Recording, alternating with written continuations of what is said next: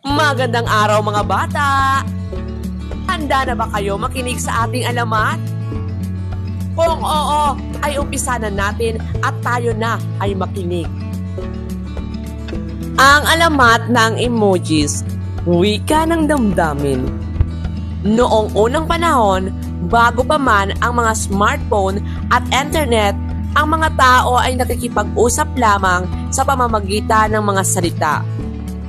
Pero ang mga salita ay minsan nakakalimutan, nagiging malabo o hindi nauunawaan ng lahat.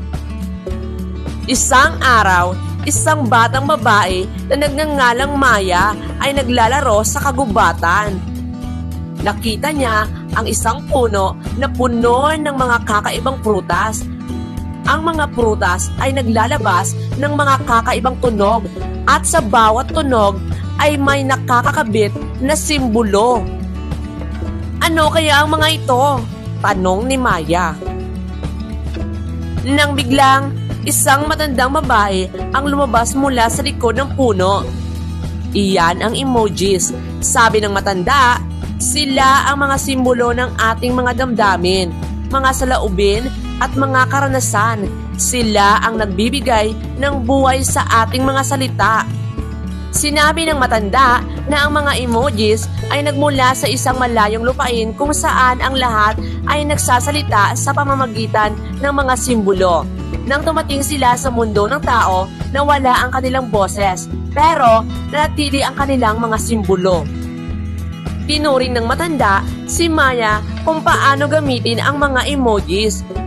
Nalaman ni Maya na ang bawat emojis ay may sariling kahulugan at kwento. Nang bumalik si Maya sa kanyang nayon, sinabi niya sa mga tao ang tungkol sa mga emojis. Unti-unti, natuto ang mga tao kung paano gamitin ang mga emojis. Naging mas madali ang pakikipag-usap ng mga tao dahil sa emojis. Hindi kailangan ng mahabang paliwanag dahil ang mga emojis ay nagsasalita ng kanilang sarili.